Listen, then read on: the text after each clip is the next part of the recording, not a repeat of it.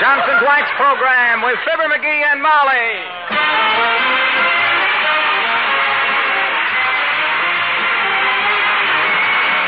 The makers of Johnson's Wax products for home and industry present Fibber McGee and Molly with Bill Thompson, Gail Gordon, Arthur Q. Bryan, and me, Harlow Wilcox.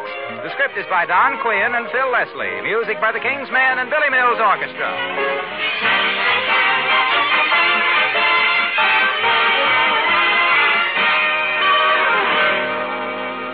Fibber and Molly join us in just a moment. The easiest and best way to make a waxed floor look its shining best is to buff it with an electric polisher. And if you don't have one, here's good news. Once again, the famous Johnson's electric polisher is available in nearly every neighborhood. You can rent one at a surprisingly low cost. The Johnson's electric polisher takes all the work out of buffing. You merely flick a switch and guide it across the floor. You'll be surprised at how quickly you can polish every floor in your home. Polish them to such a hard, gleaming luster that just an occasional light dusting will keep them bright and clean. You know, of course, that there's no finer wax for your floors than genuine Johnson's paste wax. Now try the easiest and best way to buff Johnson's paste wax to a protective, mellow beauty. Rent a Johnson's electric polisher from a dealer in your neighborhood. Or if you prefer to own one, the price is $44.50. Use it with genuine Johnson's paste wax. They're a perfect team for bringing out the beauty of your floors. Look on the bright side, shine up the right side, bring out the beauty of the home.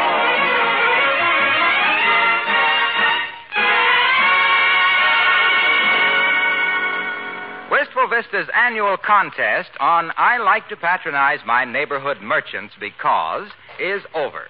And guess who knocked out a prize-winning letter? The notification has just arrived in the morning mail, and... No, it wasn't him. It was her. Of Fibber McGee and Molly.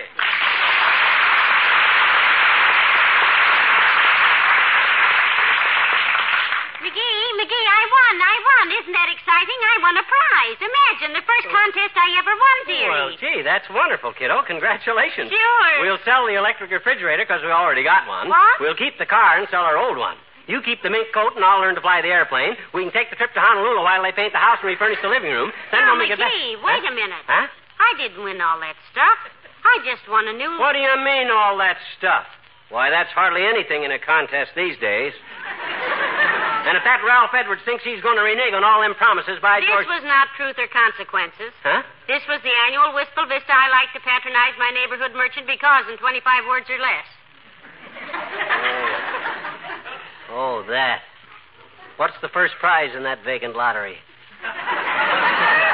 Trip by motor scooter through the fish hatchery? I should say not. Listen to my award. It says, this letter entitles you as winner of the first prize in the women's division to an original Easter creation by Henri, Wistful Vista's leading couturier. Isn't that marvelous? Who's Henri and what does he mean, an original Easter creation? What's he going to do, lay a purple egg? For your information, sweetheart, the word couturier means fashion designer. Huh? Oh. It's from the French words couture, meaning dressmaker, and rie, meaning we'll sew some sequins on it for another $700. Oh, that Henri. Yes, isn't it wonderful? Oh, yeah. A special Easter dress created just for me by Henri himself. I think I'll tell him Come in. Oh, it's Mr. Williams, the weatherman, McGee. Hello, Mr. Williams. Hello, Mrs. McGee. Hi, Foggy, old man. What's the weather forecast? Light flurries of sunshine, followed by Wednesday and Thursday, and unsettled bills on the first of the month? McGee, I'm afraid you take the science of meteorology rather lightly. He does, Mr. Williams. He says he can look at an almanac and tell what the weather is going to be better than depending on you people. And I can, too. I'm part Indian, you know. Really? What part? The part that sits around the fire.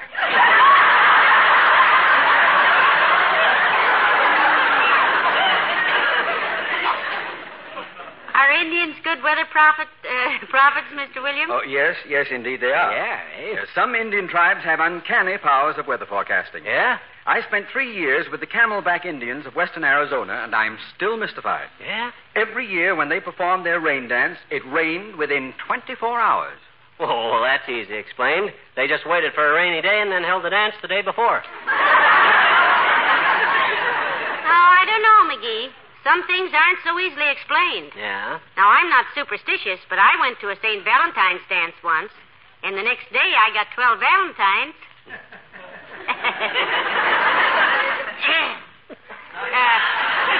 Did the Indians make you a member of the tribe, Mr. Williams? After I'd studied very hard and learned all their dances, Mrs. McGee, then they adopted me and gave me the name Manaho Din Din Malakil Ben Alamata Natatatata Fla. Meaning what? Clumsy. Show us how they did the rain dance, Mr. Williams, will you? Well, I'd be glad to, Mrs. McGee, but I can't dance it without a tom-tom. Oh, that's easy fixed. Here, I'll drum on the radio cavity. You all set? Mm-hmm. Go. Hey-yee! Hoo-hoo! Hey-yee! Hoo-hoo! Oh, that's the rain dance. Hey-yee! Hoo-hoo!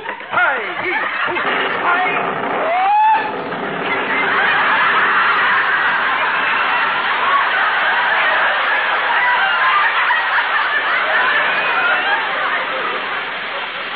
My gosh, listen to that. Rain. I'm sorry. I'm a little out of practice, and I guess I overdid it a trifle. I'd better get home and phone the bureau what happened. I'm afraid I might have exceeded my authority. Good day.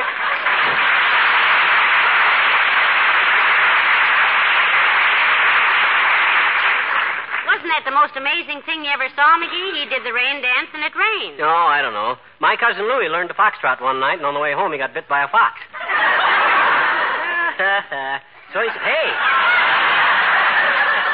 if we're going to get down to this dressmaker's, we'd better snap into it, kiddo. Are you going with me? Why, certainly. You think I'm going to have some monkey try to palm off a boulder burlap on my wife that just won first prize in the women's division? Come on, get your hat. Well, I'm so glad you're coming with me because you have such good taste in other people's clothes. I'll be right with you, dear. Okay, Tootsie. There goes a good kid. Imagine her slinking around town in a real Paris creation. I'll bet she'll be... Uh-oh. Now, come in. Hi, mister. Oh, hello there, Teeny. I can't talk to you now. I and Mrs. McGee are going shopping. Okay, mister. Boy, did you hear the crowd burst, mister? Did you? Hear it. I played the accompaniment for it. Well, it sure was a... Skip it. Okay. My daddy said it was raining cats and dogs for a few minutes, Yeah. but I ran right outdoors, but I couldn't see any. Looked to me just like ordinary rain. It did, eh? Boy, it... I says it did, eh? Did what? Looked just like ordinary rain. Whom to? To you. When? When it started to rain so hard a few minutes ago when you went out... I know it. Oh, gee. I hope it clears up for Easter, Esther. Huh? I said I hope it clears up for Easter, mister. Oh. I said, oh. You got big plans for Easter, sister? Oh, I sure have, I bet you. First Yeah? thing in the morning, I'm going to feed Susie some carrots and lettuce. Who? Susie. Oh, your pet rabbit, eh? No, Susie's my little sister. Huh? She hates vegetables. Oh, I see. Then after Sunday school, I'm going to take my paint box and creep into my daddy's bedroom and paint him all red and green and orange and purple and everything. I hope I can do it without waking him up, I bet you. Well, that seems like kind of a messy trick to play on your father on Easter Sunday, sis. What's the idea? Well, mister, I just got thinking it over. He's awful good to me. Well, yeah, but that's all the more reason why... I just thought to myself, Teeny, I thought, why don't you paint your daddy some pretty colors so he'll look nice for Easter? Oh. He's been such a good egg. Oh, it's stop raining now, mister. So long. So long, sis.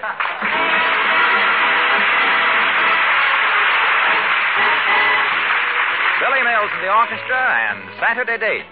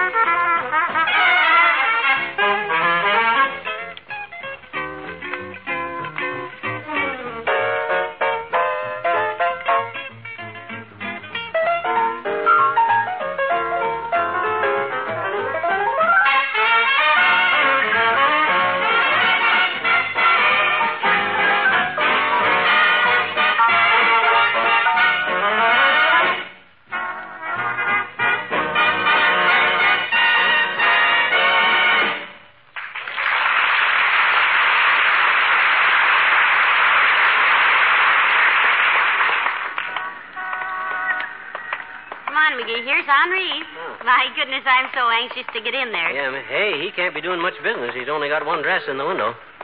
Down at the Bonton, they got 50 of them. I don't see why. Oh, hi there, old-timer. Hello there, kids.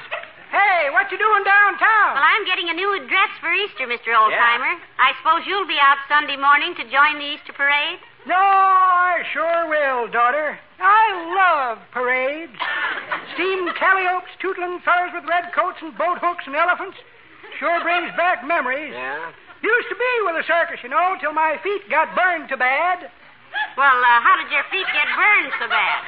Well, they used to shoot me out of a cannon, and one day they used too much gunpowder. You mean they fired you and then you quit?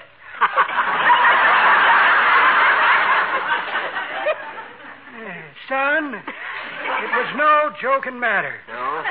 I had a feeling something was wrong that sultry afternoon in Fort Wayne, Indiana in July 1889. I crawled down into the cannon while the crowds cheered. Then I heard the fellow pouring in the gunpowder, the scratch of a match, and boom. Yeah? Next thing I knew, I was 8,000 feet over Cleveland, Ohio, headed northeast, with my shoes burned off and 3 friends back in my dressing room waiting to play pinochle. Well, the whole game. Be that as it may, and speaking of parades as I used to carry the front of the bass drum, too. Yeah? But I had to give that up too hard on my ears. Oh, yes, they're pretty noisy, all right. No, the noise didn't bother me, but the fellow that walked behind and played the drum had such long arms he liked to beat my ears off. You should have stood in bed and pounded your own ear.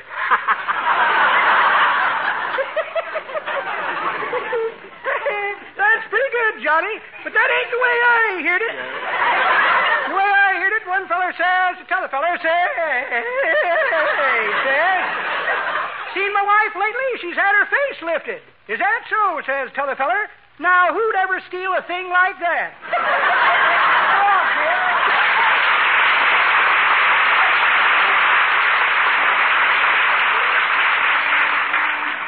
Well, let's go in and order my Easter creation, dearie. I'm so impatient.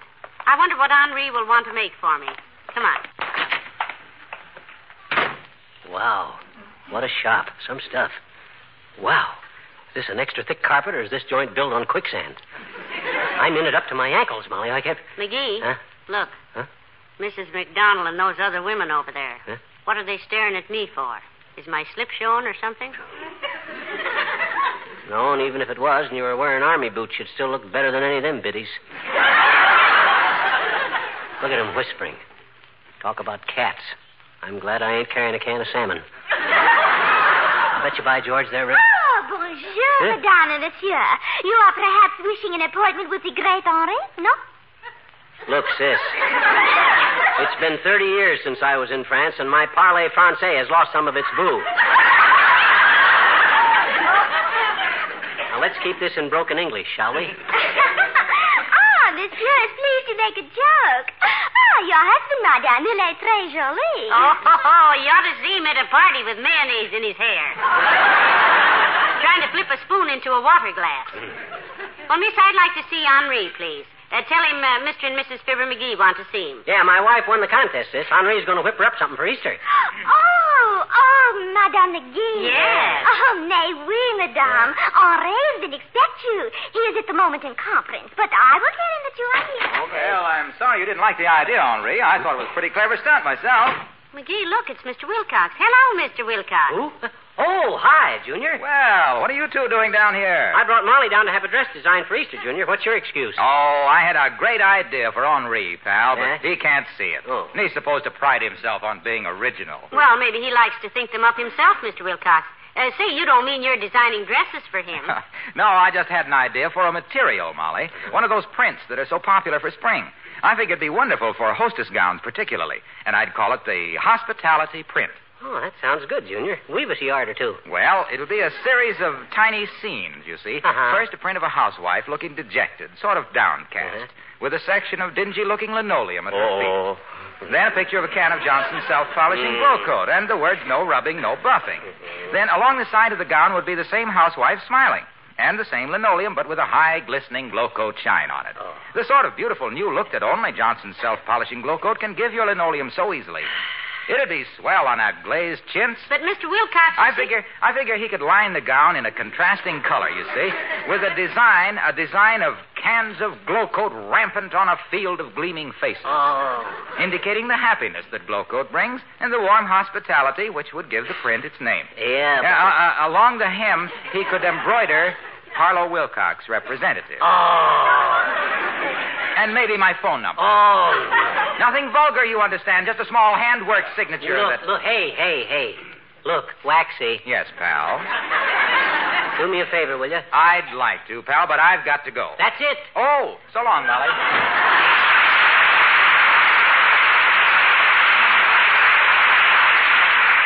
Well, I wonder when we'll see Henri, McGee. My goodness, I haven't been so nervous since graduation. Nervous? You know, the women in this town are just scared to death of him. Ah, pata, no frilly little minuet dancing ruffle duster's going to scare us, kiddo. What's to be scared about? Well, they say he's terribly temperamental. Ah. If he doesn't like a customer... Monsieur Henri will see you now, madame. Please, to step this way. Oh, yeah. Announcing Monsieur and Madame McGee. Oui. Entrez. S'il vous plaît. Oui. Well, heavenly days. So you're Henri. You know this guy, Molly? Well, I should. Huh? Remember the night we went to the Western movie and the man next to me spilled his popcorn all over us? Well, this is him. And you're Ms. McGee.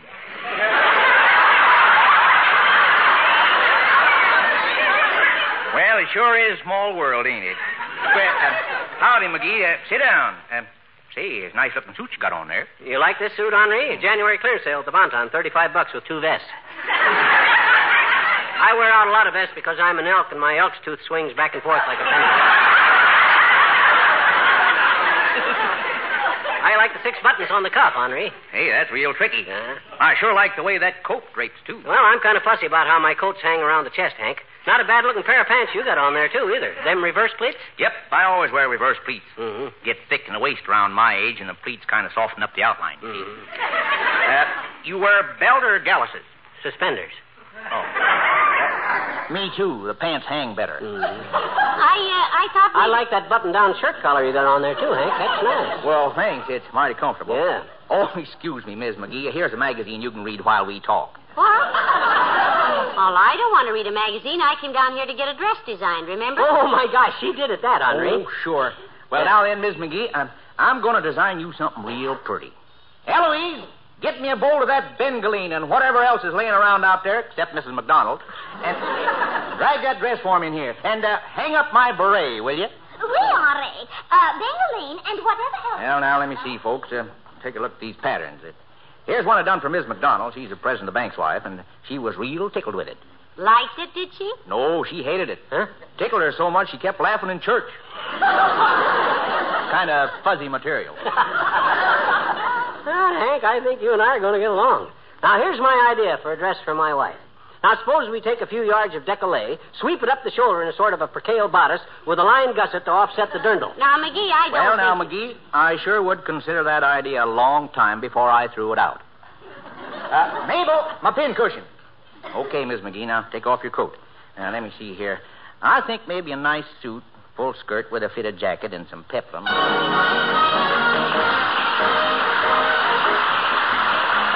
Billy Mills Orchestra and the King's Men salute the Academy Award-winning Zippity-Doo-Dah.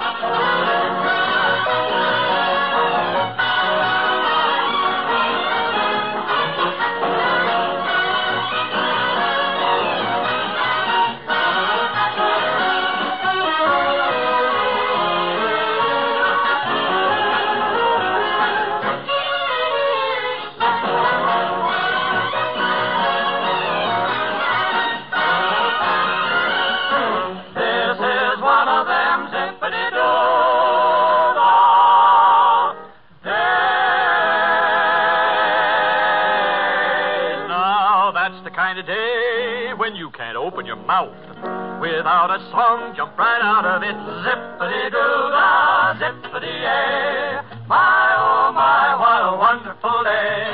Plenty of sunshine heading my way. Zippity-doo-dah, zippity-yay. Mr. Blue my shoulder. It is the truth. It's actual. Everything is satisfactual. Zippity-doo-dah, zippity-ay. Wonderful feeling, wonderful day. Zip, zip, zip, zip, zippity-doo-dah, zippity-ay. My, oh my, what a wonderful day. Plenty of sunshine head my way. Zippity-doo-dah, doo-dah, zippity-ay. Mr. Bluebird's on my shoulder. It's really true. It's actual. Everything is satisfactual. Zippity-doo-dah, zippity-ay. What a wonderful feeling when you're feeling this way.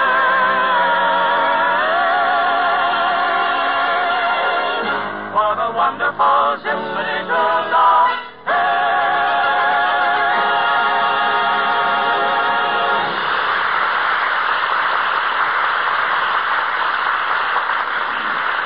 Now then, Miss McGee, we'll just pin it up a little higher on the left shoulder and drape it a little more around the left hip.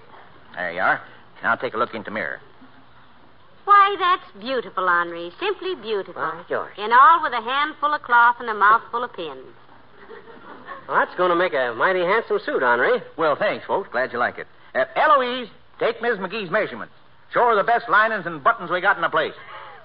You just trot along at the fitting room with Eloise, Miss McGee. All right, thank you. Lead on, Eloise. Boy, you sure know your stuff, Hank, old man. Where'd you pick it up? You really from Paris? Twice. Huh? Yes, sir. I was born in Paris, Illinois, and run me a ladies' tailor shop in Paris, France in 1919. Oh. Lost my discharge papers, so I had to grow me a beard and get an accent and hide behind a dress form, see. Then I found I had a talent for it, and here I am. Oh, what do you know? I'm doing so good I could afford to throw away the accent. I was a kind of... Hello, Henri. I was just... Oh, hello, McGee. Hi, Doc. What are you doing here? Well, I always go through Henri's shop on my way to the hospital. It's a short cut. Oh? Out the back of the post office, through Joe's Coke and Smoke, through Henri's place, around the filling station, and there I am. Hospital. Mm-hmm. Well, how is it, Henri? Oh, just swell, Doc. Have a chair and roll yourself a cigarette. Here's the makings. I haven't got time, thanks. Well, how's business with you, bag bitches? I understand you worked some miraculous cures at the hospital last month by taking a week off. That is a lie, and you know it. Those people would have gotten well anyhow. So what are you doing in here? I'm going to have Henri make Molly an outfit for Easter. Hey, that's pretty expensive, isn't it? The best is none too good for my wife, boy. Expense is no object. Hardly. No, sir. It's only money. That's what I always say. Oh, brother, listen to little string saver. Rhinestone Jim Brady. You don't impress me, Pinch Nickel. No. I happen to know you're so tight-fisted you didn't buy gloves all winter. You got out your golf clubs and used the mittens off your driver and your brassy. Oh, now, Doc. Oh, let him talk, Hank. Let him rave. He ain't what you might call a swift man with a buck himself. The taxi drivers around town call him No-Tip Gamble, the man with the even change. I don't believe that, McGee. Oh, Thanks, partner. Well, I look forward to seeing Molly in the Easter parade, Henri. Followed at 5 paces by our little Lucius Booby in that pinstripe awning he uses for a sport coat. I mean, the one with the belted back that ought to be belted right back to the sweatshop it came from. Now, let's not get started on clothes again, fat boy. Incidentally, what are you doing a couple of weeks from now when Ringling Brothers start on the road and want their tents back? Well, I just... Well, I guess everything is all set, Henri. And thank you very much. Come on, McGee, let's... Oh, hello there, Dr. Gamble. Hello, my dear. Can I give you a lift as far as the front door? Oh, no, thank you, Doctor. I just want to... Oh, excuse me, folks. Henri is speaking. Well, now, Miss McDonald, that's kind of an embarrassing question for me to ask. Ain't ethical. Mrs. McDonald, she's one of them women that was whispering about you when you come in, Molly. Probably wants to know if Henri has any material that'll make her complexion look like Molly's. Yeah? She has an epidermis that looks like it had been sprayed for fruit flies. Now, you just hold the phone, Miss McDonald. Hey, Miss McGee, Miss McDonald wants to know who made that dress you got on. She'll give me $500 to make her one just like it. Now, don't tell me if you don't want her. Tell him, kiddo. Did I tell him? Well, I made it myself, Henri. Yeah. When we needed slip covers for the Davenport, McGee ordered too much material, so I used what was left for a dress. Yeah. Well, thanks. Hello, Miss McDonald. That model was an original Sophie.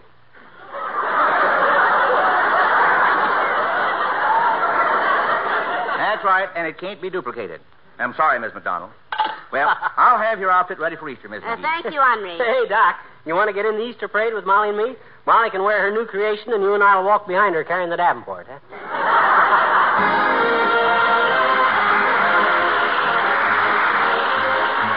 Fibber and Molly return in a moment. A friend of mine, a businessman who doesn't have much to do with housekeeping, helped his wife wax some furniture the other day. He told me about it later. He said, it's amazing how much satisfaction I got out of putting Johnson's paste wax on that table and then buffing it to a beautiful shining luster. Well, I know just how he felt. It's a very satisfying experience. You start out with a dull, ordinary-looking table, and after a little buffing, you have a table glowing and gleaming with a rich, warm, mellow glow. And then, too, it's good to know that the furniture and floors you wax with genuine Johnson's wax will stay beautiful. That shining film of tough wax will protect them and make them easy to keep clean. A quick wipe with a dry cloth will remove all dust and dirt and spilled things. And you'll have added reasons to be proud of your home if you bring out all its beauty with genuine Johnson's paste wax. Look on the bright side, shine up the right side, bring out the beauty of the home.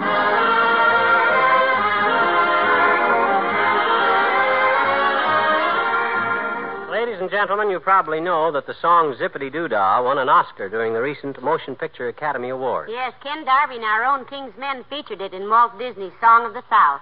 And we're very proud that tonight they sang the same arrangement that Ken made for the picture. A good boy. Good night. Good night, all. The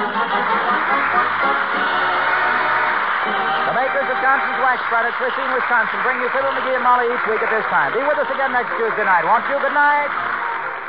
This is NBC, the National Broadcasting Company.